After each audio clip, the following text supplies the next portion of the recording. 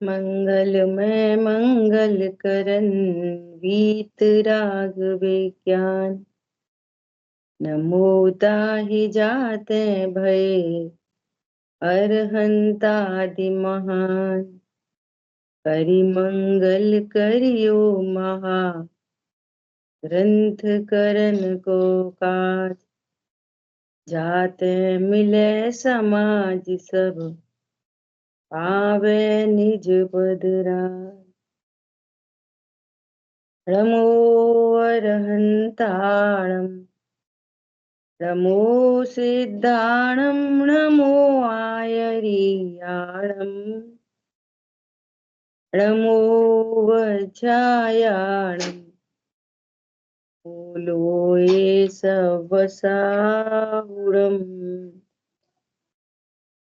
इस भव के सब दुख निके कारण मिथ्या भाव। तिनकी सत्ता नाश करी प्रगटे मोक्ष उपाय।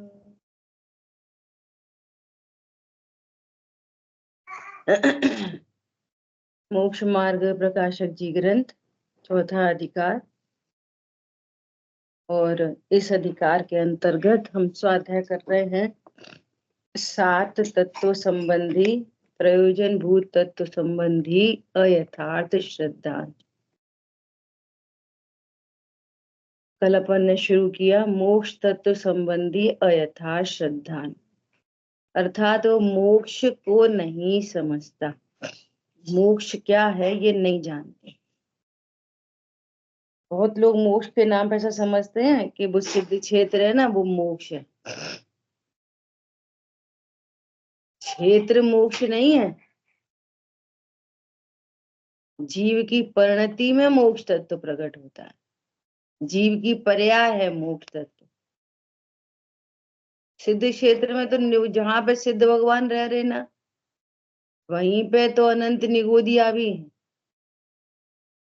तो क्षेत्र से तो वैसे भी कोई सुखी नहीं होता। क्या बोला? क्षेत्र से कोई सुखी नहीं होता। स्व क्षेत्र में पूर्ण शुद्धता प्रकट हो तो वो मोक्ष तत्व होता है। अब ये वाली बात अलग है कि वो ऐसे क्लास जाता है। समझ आई बात? ऐसा तो मोक्ष तत्व कह रहे सर्व कर्म बंध के अभाव का नाम मोक्ष है। पैरेलली कर्मों का भी बंध वो अभाव होता है, वो द्रव्य मोक्ष है। और जीव की परिणति में आनंद होना, पूर्ण आनंद होना, पूर्ण सुख की वृद्धि होना, उसका नाम है मोक्ष तत्व। यह है भाव मोक्ष। कर्मों का अभाव होना है द्रव्य मोक्ष। ठीक है। तो यहाँ पर कह रहे हैं जो बंध को तथा बंध जनित सर्व दुखों को नहीं पहचाने, उसको मोक्ष का यथार्थ श्रद्धान कैसे हो। अभी तो पुण्य पाप में बात करेंगे कि ऐसा किसी को कहा जाए कि अरे साहब आपको तो बड़ा ही पुण्य बंध होगा, तो कैसी खुशी होती है। इसका मतलब क्या है? इस जीव को यथार्थ तत्व ज्ञान नहीं है। बंध होता है वो अलग बात है, लेकिन तुम क्या समझ रहे हो बंध को? जब बंध को नहीं जानता, सर्व बंध। ये तो गुरुदेव श्री के काल में अपन जन्म गए, तो ये तो गुरुदेव श्री हैं ऐसे डंके की चोट कहने वाले कि जिस परिणति से, जिस भाव से तीर्थंकर प्रकृति बंधे बंधे बंधे, वो भाव भी है। कौन कहे ये वाली बात है? और कोई बिरला समझे, कोई बिरला ही कहे और कोई बिरला ही समझे। वो भाव क्या है? जिस भाव से बंधन हो रहा है, भले ही तीर्थंकर प्रकृति का हो रहा है, बंद हो रहा है ना। क्या कह रहे हैं? बंध जनित सर्व दुखों को नहीं पहचाने। और तीर्थंकर प्रकृति का क्या दुख है? क्या दुख है? तो सब अंदर बाहर सब सुख ही सुख है। बोलो अभी किसी को तीर्थंकर प्रकृति बन जाए, क्या दुख है? अरे बड़ा ही दुख है। वो काल कैसे बीतेगा इतना?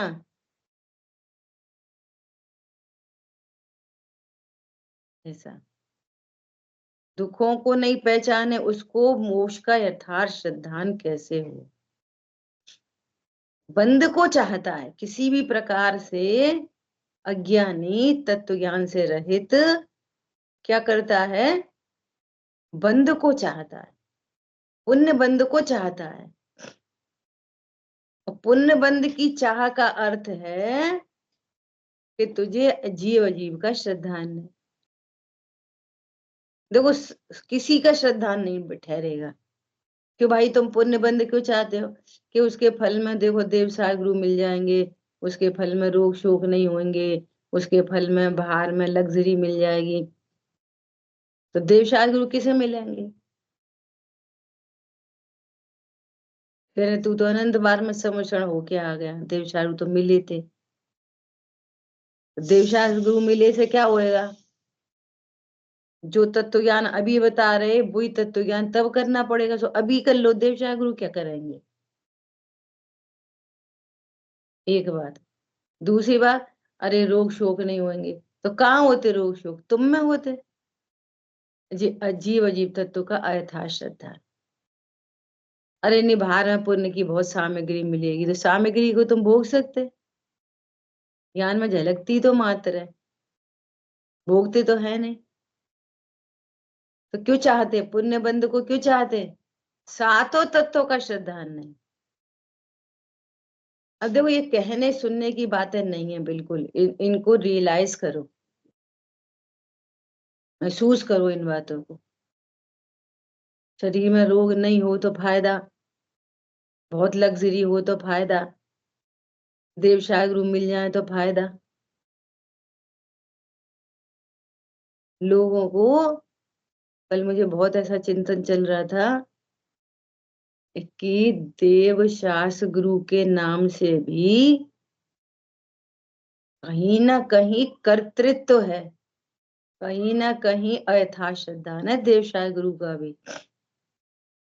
देव शाह गुरु का सच्चा श्रद्धान ये है कि वे वीतरागी हैं, सर्वज्ञ हैं, वे कुछ नहीं करते। आप किसी को कुछ नहीं करते, भक्त आप से ले लेते। और निंदक जन पाते दुख अतिशय, वे तो कुछ नहीं कर रहे। जो उनके भक्त हैं तो उनको पुण्य बंद हो जाएगा। उन जैसे अपने स्वरूप को ध्याते हैं वे भगवान बन जाएंगे। और जो कहेंगे कुछ नहीं होते भगवान भगवान, ठीक है, कौन न देखे आलू में जीव, तो वे दुख अतिशय दुख पाते हैं। भगवान ने क्या करा? धर्म दिया कि पुण्य दिया कि पाप दिया? कुछ नहीं।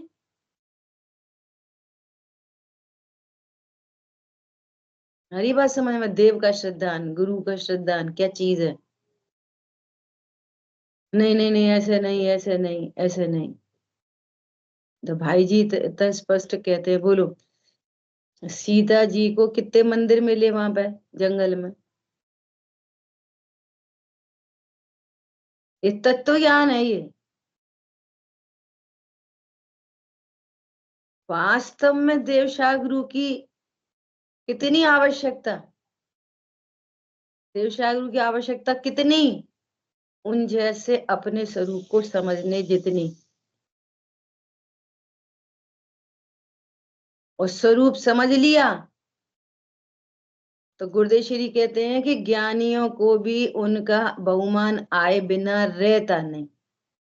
तो बहुमान कहाँ पे आता? मंदिर में, तीर्थों पे, ज्ञान की पर्याय में। चारित्र गुण की पर्याय में, तो वो अंदर है मामला कि बाहर है मामला? क्या कहा? बहुमान कहाँ पे आता है? सुबह की शाम? पर द्रव्य में, पर क्षेत्र में, पर काल में, कि पर भाव में? कहाँ पे आता है? सारी कहानी तो अपनी है। कौन समझ में आ रहा है?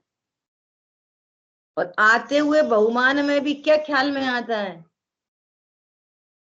आते हुए बहुमान में भी क्या ख्याल आता है? वो स्वरूप से छूटती हुई परिणति में उनका बहुमान आता है। ये भी है। समझ सकते तत्व ज्ञान क्या चीज है?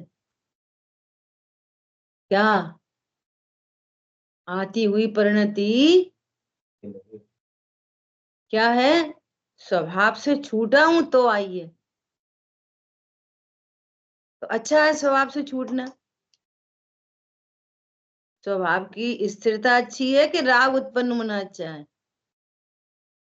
देखो बंद को जो बंद को तथा बंध जनित सर्व दुखों को नहीं पहचानते।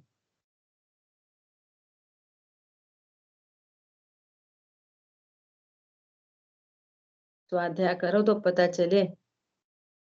मुनियों को उपदेश है, मुनि और तीन कषाय चौकड़ी के अभाव के मुनि राजों को उपदेश है। ये तुम क्या कर रहे? ये मेरे शिष्य तेरे शिष्य क्या है ये कहाँ तुम द्रव्य गुण पर्याय के भेद में रुके?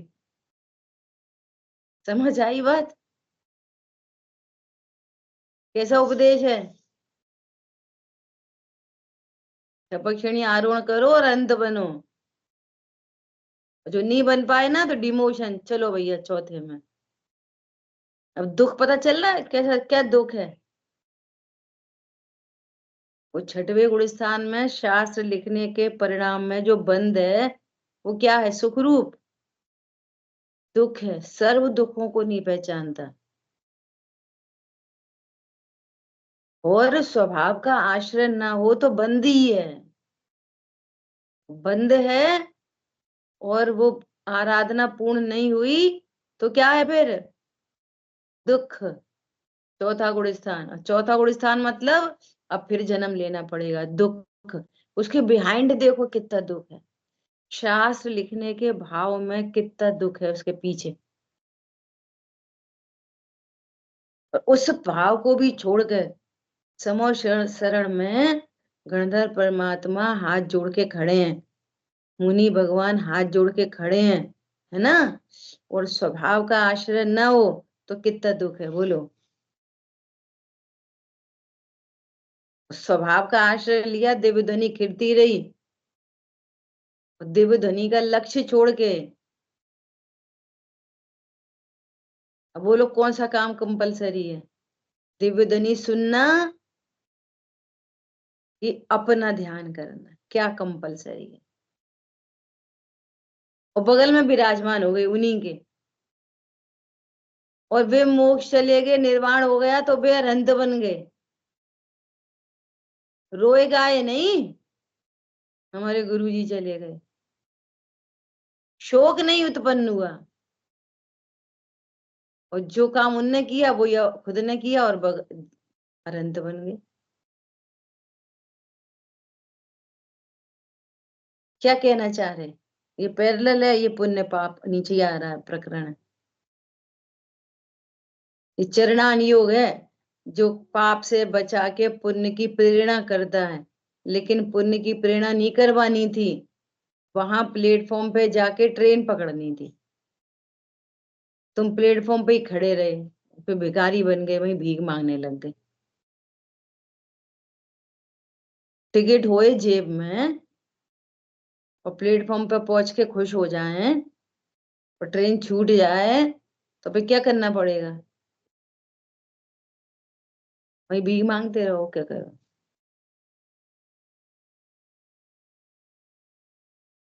होता है ऐसे।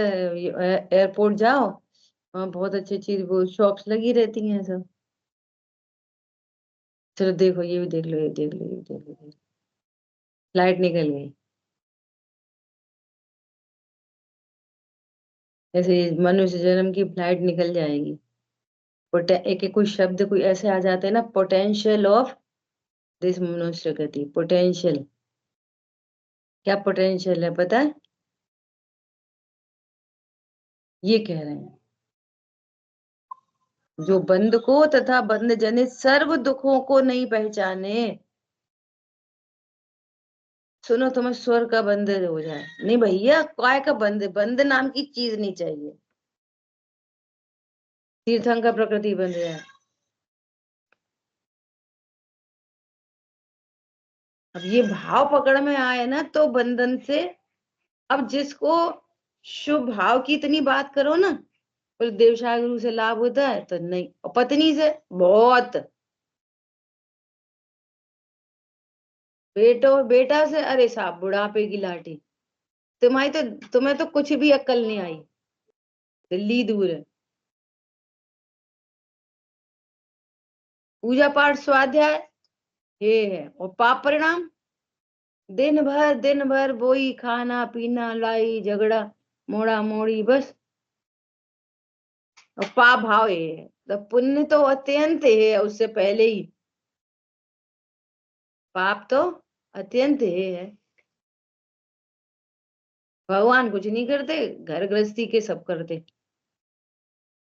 विचार करना बहुत, सर्व दुखों को नहीं पहचाने, उसको मोक्ष का यथार्थ श्रद्धान कैसे हो?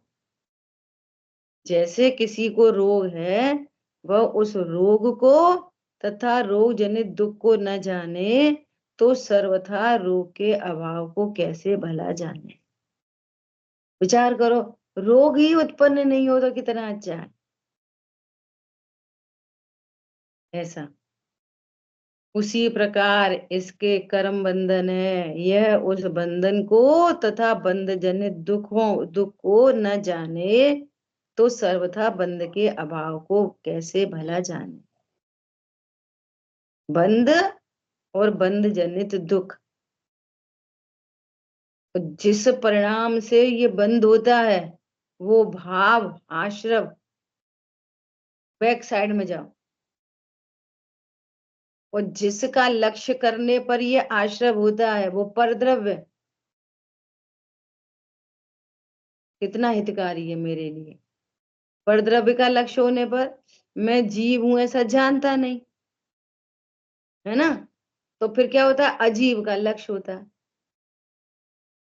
तो अजीब मेरे लिए कितना हितकारी है, लाभ हानि ये कुछ नहीं।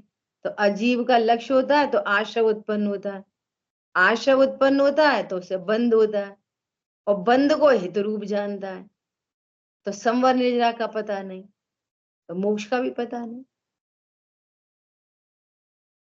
अब मैं जीव हूं ऐसा जाने, तत्वों का यथार्थ श्रद्धान करते हुए, तो अजीब का लक्ष्य छूटेगा, आश्रव बंध मिटेंगे, संवर निर्जरा प्रकट हो जाएगी। और इसी स्वभाव के लक्ष्य से सर्व आश्रव बंध मिटेगा, संवर निर्जरा का भी अभाव होके वो मोक्ष मार्ग था, अब मोक्ष मंजिल मिल जाएगी। मंजिल मिलने पर मार्ग समाप्त होता है। ऐसे ही पूर्ण शुद्ध परिणति उत्पन्न होने पर साधक दशा खत्म हो जाती है, साध्य की प्राप्ति हो जाती है। हमारी बात ख्याल में ऐसा कह रहे हैं, यह उस बंधन को तथा बंध जनित दुख को न जाने तो सर्वथा बंध के अभाव को कैसे भला जाने। ऐसा विद्वान ऐसा बोलते ना कि तुम भगवान की पूजा भक्ति करोगे, तो अज्ञानी क्या समझता है कि भगवान की पूजा भक्ति करने से दुकान खूब चलेगी। यहाँ कह रहे हैं कि भगवान की सच्ची पूजा भक्ति करने से दुकान बंद हो जाएगी। क्या हो जाएगी? बंद हो जाएगी दुकान। ओ भाई साहब, इसीलिए तो हम जाते नहीं मंदिर। बंद हो जाएगी मतलब कि व्यापार धंधा करना ही नहीं पड़ेगा। और जब तक साधक दशा है तब तक बिना व्यापार धंधे के सुख होगा पूरा, बाहर वाला, और अंदर वाला तो प्रकट ही हो गया।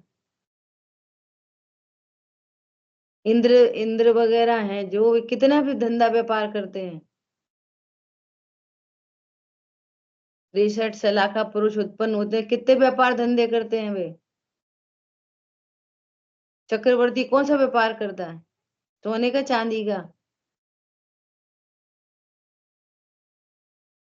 तो भगवान की पूजा करने से दुकान बंद हो जाती है। समझ में आ रही है बात। भगवान की पूजा करने से रोटी बनानी पड़ती है, चक्रवर्ती की पटरानी बनती है, महिला भी। ऐसा गजब की बात है। तथा इस जीव को कर्मों का और उनकी शक्ति का तो ज्ञान है नहीं। वापस दे बोल रहे हैं, कर्म की शक्ति का ज्ञान है नहीं, इसलिए बाह्य पदार्थों को दुख का कारण जानकर उनका सर्वथा अभाव करने का उपाय करता है। अभी भी शक्ति चल रही है कर्म की, और दुख का कारण समझ रहा है बाह्य पदार्थों को। ये भी असद्भुत व्यवहार न का कथन। मूल में ज्ञान शक्ति है अपनी, और अपनी शक्ति को पहचानता नहीं तो फिर कर्म की शक्ति काम कर रही है। और पर चेतन अचेतन पदार्थों का कुछ भी रोल नहीं है। अंतरंग निमित्त कारण तो कर्म है, बाह्य पर पदार्थ तो बहुत स्थूल उपचार है बाह्य पदार्थों पे। अंतरंग में कर्म की शक्ति काम कर रही है। अंतरंग में कौन काम कर रहा है, कर्म की शक्ति। बाह्य पर पदार्थ, हमारे तो बच्चे अच्छे नहीं है, हमारे तो पति अच्छे नहीं है, हमारी तो बीवी अच्छी नहीं है, हमारी तो बहू अच्छी नहीं है, हमारी तो सास अच्छी नहीं। जो तुम्हें अच्छी नहीं लग रही ना, वो तुम्हारे तुम्हारे कर्म के उदय की शक्ति है। तुम्हें तीव्र दर्शन मोह है, इसलिए परद्रव अच्छे बुरे लग रहे हैं। क्या तीव्र क्या है, तीव्र दर्शन मोह, मिथ्यात्व का तीव्र उदय, कषायों का तीव्र उदय, ये अंतरंग शक्ति। और बाहर में वो जो सास बहू अनुकूल नहीं है, वो आघाती कर्म की शक्ति। क्या बोला। अब देखो सतियों पर कैसे कैसे उपसर्ग आए हैं, है ना। तो अब वो बोलो सास के ने घड़े में वो रख दिया सांप। ऐसी सास कोई की है अभी पंचम काल में, गिरता हुआ काल, तो भी ऐसी सास नहीं होगी कि घड़े में सांप रख देगी। रख देगी, विचार करो। वो ऐसी सतियों पर ऐसे ऐसे उपसर्ग हुए, और उसके बावजूद प्रसन्नता। क्यों, दर्शन मोही नहीं है, अनंतानुबंधी नहीं है, कर्म की शक्ति नहीं है। क्यों, ज्ञान शक्ति को जाना ना। तो दर्शन मोहिनी अनंतानुबंधी कर्म की शक्ति खत्म हो गई। और दर्शन मोहिनी अनंतानुबंधी कर्म की शक्ति खत्म नहीं होती तो क्या होता, एक तो सांप काट ही लेता, फिर वो हार तो बनता नहीं। कर्म की शक्ति क्या है, कर्म की शक्ति, वो सांप क्या बन गया, हार। ये कर्म की शक्ति, बाहर में पाप का उदय आए और तुम अपने को भगवान आत्मा जानो, तो क्या हुए, बाहर में कर्म की शक्ति सारी अनुकूल व्यवस्था कर दे। चूली पे चढ़ा रहे थे शेर सुदर्शन को, वो सिंहासन बन गया। कर्म की शक्ति समझ में आ रही है। देखो दोनों तरफ से फायदे होते हैं। अपने ज्ञान शक्ति को जानने से दो फायदे, घाती संबंधी अघाती संबंधी। घाती संबंधी कर्म की शक्ति हीन होती है, तो दुख सहने की शक्ति प्रकट होती है। उस भाषा में बोलो तो दुख सहन करने की शक्ति, मतलब मिथ्या तो चला गया, अनंतानुबंधी चली गई, और बाहर में प्रतिकूलता अनुकूलता में बदल गई। कर्म की शक्ति, समझ में आ रही है बात? और ज्ञान शक्ति को नहीं जाने तो घाती कर्म तीव्र और अघाती कर्म भी तीव्र। देखो कैसे उल्टे काम है, इधर तो मिथ्यात्व और कषाय तीव्र, और उधर प्रतिकूलताएं भी तीव्र, दोनों साइड से तीव्रता, और इधर दोनों साइड से मंदता। कर्म की शक्ति काम कर रही है। समझ में आ रही है बात? इधर कषाय की तीव्रता होगी तो उधर प्रतिकूलताएं बहुत होंगी, और इधर कषाय की मंदता होगी तो वो साइड में अनुकूलता बन जाएंगी,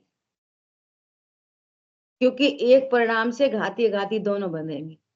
मंद परिणाम से तत्व ज्ञान पूर्वक तो क्या होगा, इधर घाती भी मंद बनेंगे, उधर सात आदि बनेंगे,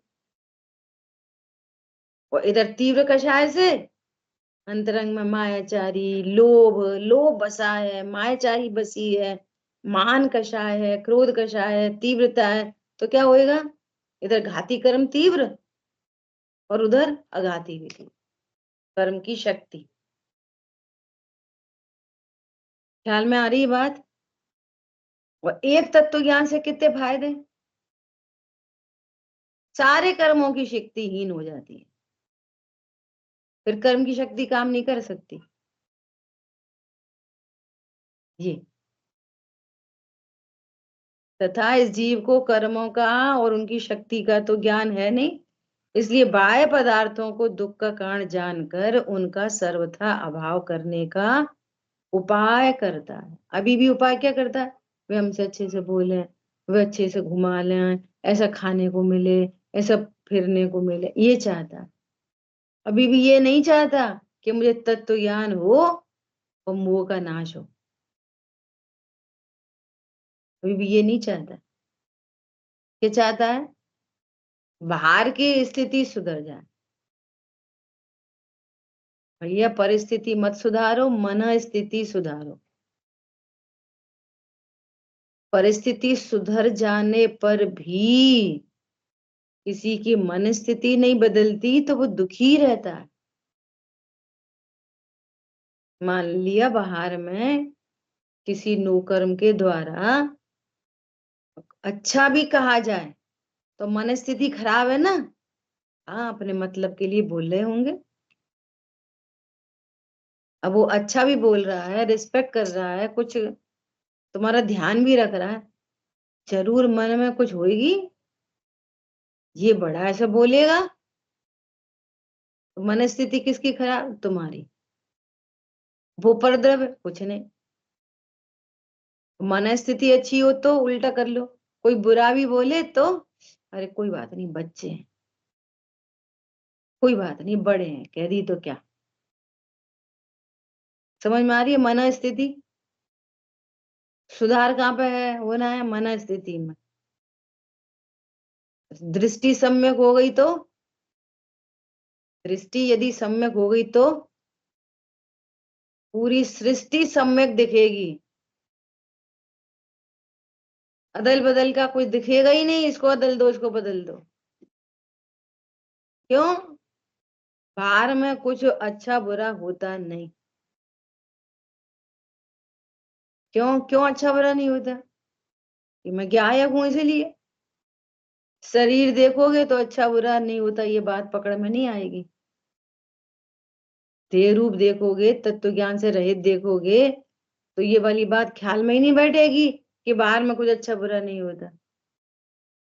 और कषाय की मंदता में स्वीकार किया ना, तो कॉम्प्रोमाइजिंग नेचर चला जाएगा, तत्व ज्ञान नहीं होगा। सही बात है, अब कुछ भगवान ने जैसा देखा वैसे ही हो रहा है, तो अब क्या करो, सहन करो। तो क्या कौन सा नेचर बन जाएगा, कॉम्प्रोमाइज करते रहो बस। भैया अपन तो सुन लेते, अपन तो कम खाते, भैया अपन तो चुप रहते।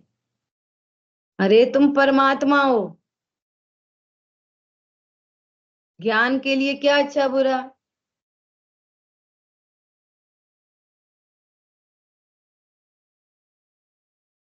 मुझे ऐसे भी बहुत ख्याल आते कैसे, अरे साहब उनके पास बहुत प्रॉपर्टी है, उनने तो बहुत ऐसा इकट्ठा कर लिया, उनने तो ऐसा घर बना लिया, उनकी तो ऐसी वो हो गई रॉयल्टी इनकम।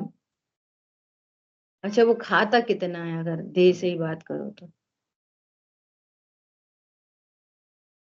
कितने कमरों में सोता है? 40 कमरे का घर बनाया है, कितने में सोता है? इन बातों को मैं ये कहना चाहती हूँ, बहुत गंभीरता से विचार करना चाहिए। अच्छा वो प्रॉपर्टी का क्या करेगा, क्या होगा? आफ्टर ऑल छूटनी है ना।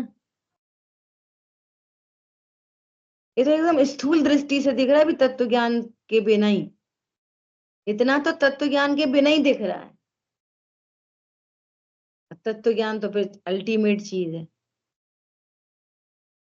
अभी उन्होंने 5 करोड़ की प्रॉपर्टी खरीदी, तो 5 करोड़ संग जाएगी क्या, ये बता? आखिर होगा क्या उसका, ये प्रश्न है। क्या होएगा? नहीं, बच्चों के काम आएगी। तुम कौन बच्चे के करता धरता? उनका अपना गाती है, गाती है। पता है अपने आचार्यों ने सब कुछ लिखा है, सब कुछ पता है, ऐसा लिखा है कि जो लोभी व्यक्ति होता है, लोभी, न तो अपने ऊपर खर्च करे, न परिवार वालों के ऊपर खर्च करे, और न दान ही दे, तो पता है वो कौन है? नौकर। उसकी खुद की संपत्ति उसके लिए पराई संपत्ति जैसी है। कार्तिकेय अनुप्रेक्षा में लिखा है। क्या लिखा आचार्य भगवान ने? खुद की संपत्ति कैसी हो गई उसकी? जैसे दूसरे की संपत्ति को भोग नहीं सकते, दूसरे की संपत्ति में से दान नहीं दे सकते, दूसरे की संपत्ति में से अपने बच्चों को अच्छा खाने पीने नहीं दे सकते, तो तू संपत्ति का करेगा क्या? तेरी वो संपत्ति दूसरों की संपत्ति जैसी हो गई, और अपन माइनस फिर उसका क्या होएगा संपत्ति का? क्या होएगा? हरी बात ख्याल में। और पता है क्या लिखा है? ऐसा लिखा है कि यदि तेरे पास धन है, तेरे पास धन है, तो तू भोग उसे। तुम भोगने की प्रेरणा दे रहे हो, नहीं तुमको शांति दिला रहे भोगने से भी। मालूम है क्यों? इसलिए जैसे किसी के पास 5 लाख रुपए हैं एग्जाम्पल, और उसने 2.5 लाख का भोग कर लिया, खा लिया पी लिया घूम लिया फिर लिया जो कुछ भी, और 50,000 उसने दान दे दिए। अब मान ली उसकी चोरी हो गई, तो कितनी चोरी होगी? 2 ही लाख की। ये लिखा है ये, मैं आपको गाथा बता दूंगी, ज्ञानंद शाह को चारण में लिखा है। कितने की चोरी हुई? 2 ही की, समझ में आ रही है बात? अब चोरी तो हो गई, लेकिन उसको क्या क्या महसूस करेगा, फीलिंग क्या आएगी? चलो भैया अपन ने इतना तो खा पी लिया था, घूम लिया था इतना, और पूरे 5 के 5 ही हो गई, तो तुझे अधिक दुख होगा। दुख तो 2 का भी होएगा, लेकिन 3 को इस्तेमाल कर लिया ना, न खाओ न खाने दो न दान दो, तो वो संपत्ति तुम्हारी क्या काम की है? ऐसा आचार्यों ने लिखा है। लोभी व्यक्ति महामलीन, दर दर ठोकर खावे दीना। और धर्म के नाम पे वो बात करेंगे, धर्म के नाम पे पता है कैसी? देखो भैया, थोड़े ज्यादा शरीर की वो मत करो, थोड़ा कष्टों को सहो, ट्रेन से जाओ, कहा से स्लीपर से जाओ, उससे चले जाओ धक्के वाली उससे, जनरल में चले जाओ। नहीं नहीं नहीं, एसी वैसी से नहीं, ज्यादा लग्जरी लाइफ नहीं जीनी चाहिए। ऐसे भी उपदेश मिलेंगे। भैया तत्व ज्ञान के बिना तुम पैसेंजर में जाओ, चाहे नमक रोटी खाओ, एक भी दाल मत खाओ, एक भी हरी मत खाओ, तत्व ज्ञान के बिना कुछ भी नहीं बनना। ये खाली उपदेश है बस। मच्छर काटे तो काटने दो, ओम नमः सिद्धेभ्यो, ओम नमः सिद्धेभ्यो, वो तो काट रहे, काटने दो। ये कोई धर्म का मार्ग नहीं है ये।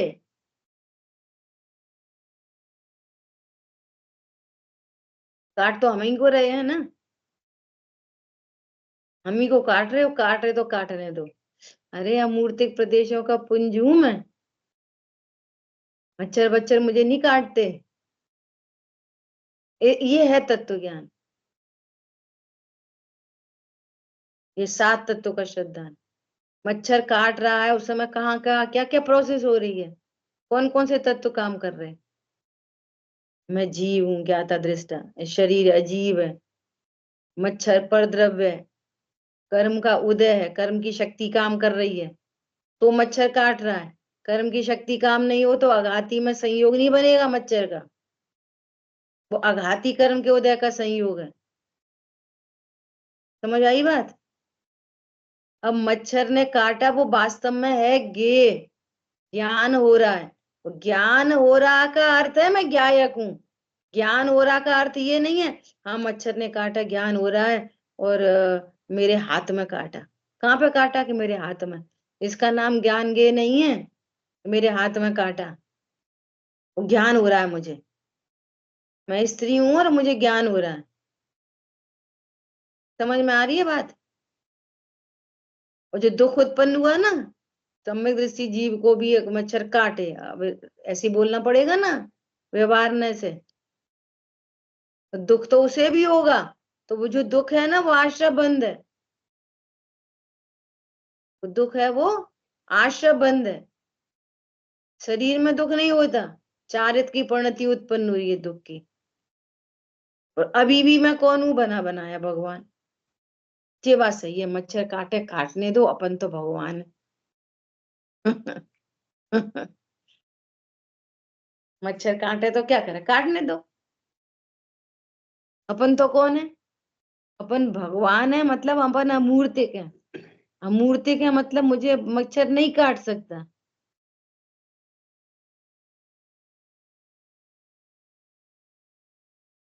आई बात ख्याल में। ऐसे तो क्या कह रहे हैं, तथा यह तो जानता है कि सर्वथा दुख दूर होने का कारण इष्ट सामग्रियों को जुटाकर सर्वथा सुखी होना है। सर्व दुख कैसे दूर होंगे, सारी इष्ट सामग्री इकट्ठी कर लो, पेंशन प्लान ले लो, हेल्थ इंश्योरेंस ले लो। क्या बोला, हमारी सब सेटिंग है, सब मोड़ा मोड़ी व्यवस्थित कर दो,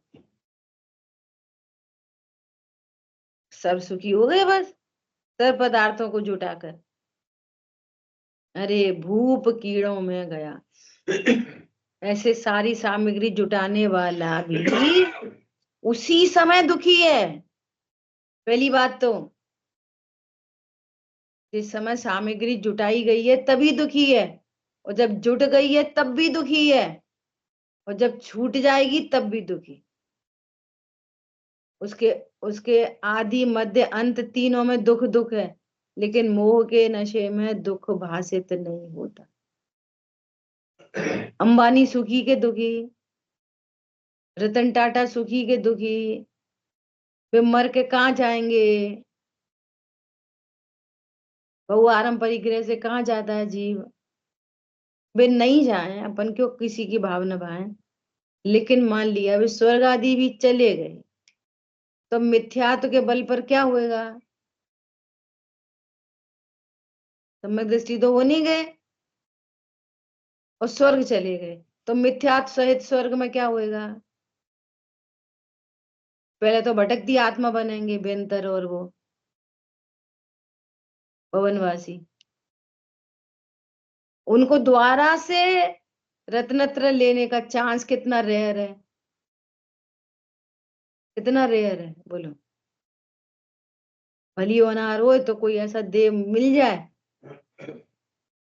तो वो उनको संबोधन करे, शिक्षा दे, अकृत्रिम जिना ले जाए तो काम बन बन सकता है। वो तो किसी का ही बन सकता है, लेकिन रेयरिटी कितनी है।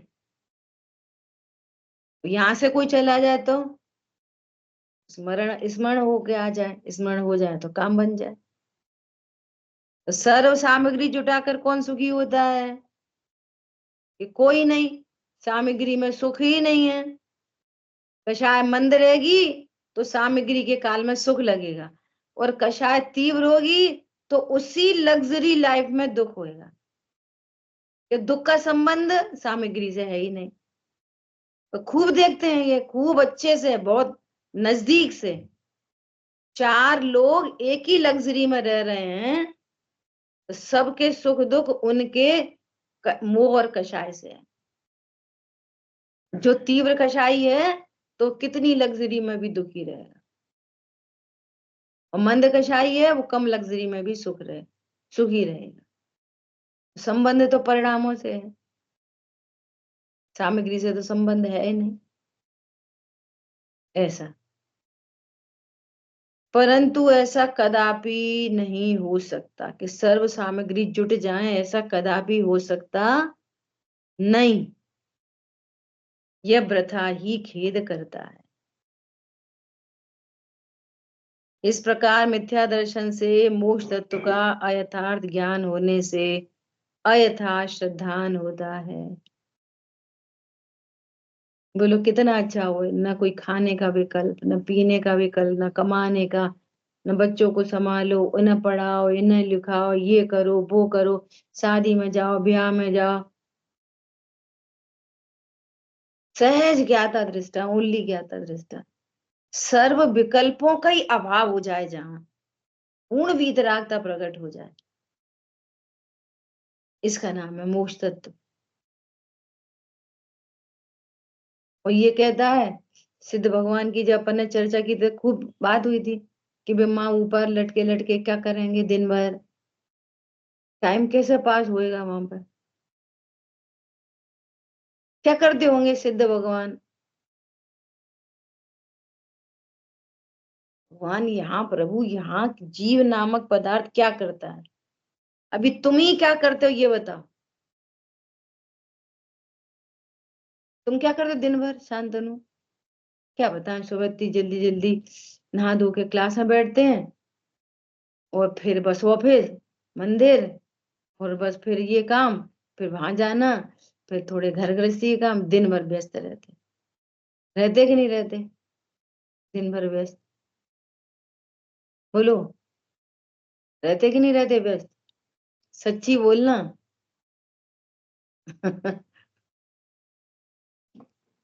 अपन लोग कितने व्यस्त रहते हैं ना। बोलो कौन को, अजय भैया हमारे बहुत व्यस्त रहते। हम ग्वालियर 2.5 महीने रह के आ जाते, इनको हमारे पास आने की फुर्सत नहीं मिलती। एक दिन आए बस, बहुत बुलाने पर। क्यों अजय भाई, कितने व्यस्त? विचार करो, कौन हूं मैं? मैं पता नहीं तो बस सिद्धों का पता नहीं, सिद्धों का पता नहीं तो मैं पता नहीं। मैं वह हूं जो है भगवान, मैं वह हूं जो जो भगवान करते हैं वो ही मैं करता हूँ, जो मैं करता हूँ वो ही भगवान करते हैं। अंतर यही, ऊपरी ऊपरी जान, ऊपरी ऊपरी, अंदर अंदर, भीतर भीतर, एक समान। हो मेरी ऐसी दशा जैसी तुम धारी है। अब ये लिख दिया किन्हीं ने तो अपन ने गा लिया, किन्हीं ने कुछ लिख दिया तो अपन भी बोलने लग गए, लेकिन मालूम है कौन सी दशा है वो? वो मेरी ऐसी दशा जैसी तुम धारी है, कौन सी दशा चाहिए? एक तरफ तो इतना बड़ा क्वेश्चन मार्क मोक्ष तत्व के ऊपर।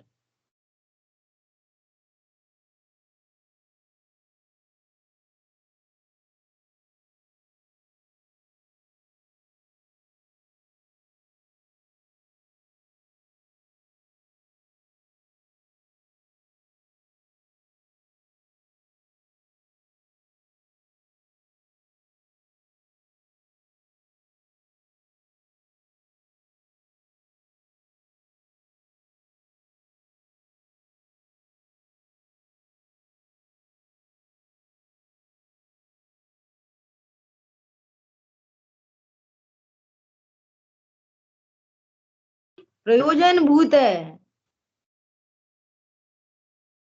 स्वाध्याय के नाम पर भी ये जीव अप्रयोजन भूत में बहुत लगता है। क्या?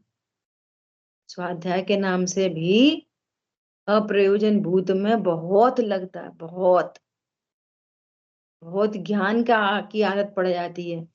ये भी पढ़ूं, ये भी पढ़ूं, इसका भी ज्ञान हो, इसका भी ज्ञान हो, ये ग्रंथ, ये ग्रंथ, ये टीका। प्रयोजन भूत मिसिंग रहता है। इसलिए सबसे पहले ये काम करने योग्य है। इस प्रकार यह जीव मिथ्या दर्शन के कारण जीवादि सात तत्वों का, जो कि प्रयोजन भूत हैं, उनका अयथार्थ श्रद्धान करता है। अब पुण्य पाप संबंधी अयथार्थ श्रद्धान, समय तो अपना हो गया है। तथा पुण्य पाप हैं सो इनके ही, इन्हीं के विशेष हैं, और इन पुण्य पाप की एक जाति है। ये दोनों आश्रम है, एक जाति है। तथापि मिथ्या दर्शन से पुण्य को भला जानता है, पाप को बुरा जानता है। पुण्य को भला जानता है और पाप को बुरा जानता है। पुण्य से अपनी इच्छानुसार किंचित कार्य बने, उसको भला जानता है, और पाप से इच्छानुसार कार्य नहीं बने, उसको बुरा जानता है। परंतु दोनों ही आकुलता के कारण हैं, इसलिए बुरे ही हैं।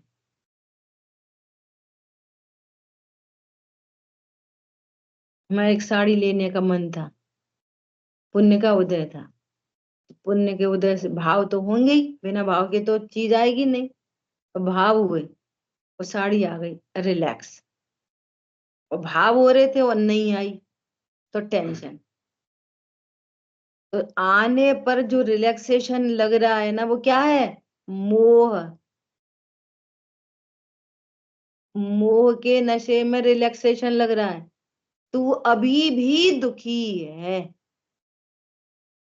क्या कहा? क्या है? अभी भी दुख ही है। ही है, दुख ही है। क्षेत्र पे जाने का मन था, हम इतने दिन से करे शिखर जी ले चलो, अच्छी भावना है ना शिखर जी जाने की, और नहीं लेके गए तो टेंशन। और ले गए तो अरे 10 साल की इच्छा थी शिखर जी जाने की, पूरी हो गई, मनसा पूरी हो गई। तू अभी भी दुखी है।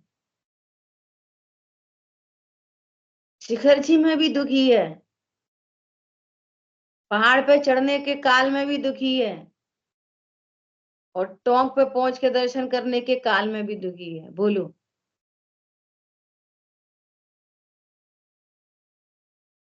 मोह के नशे में कैसा लगेगा? दुनिया भी क्या, अरे साहब शिखर जी हुआ है, बहुत अच्छा। तो वो तीर्थ क्षेत्र है, कल तीर्थ क्षेत्र की चर्चा करेंगे, ठीक है? वहीं से शुरू करेंगे। जिन वाणी के ज्ञान से सूझे लोकालो, तो वाणी मस्तक नमो सदा दे तुम। बोलिए द्वाशांग मई जिनवाणी माता की जय। जय जिनेन्द्र सभी के।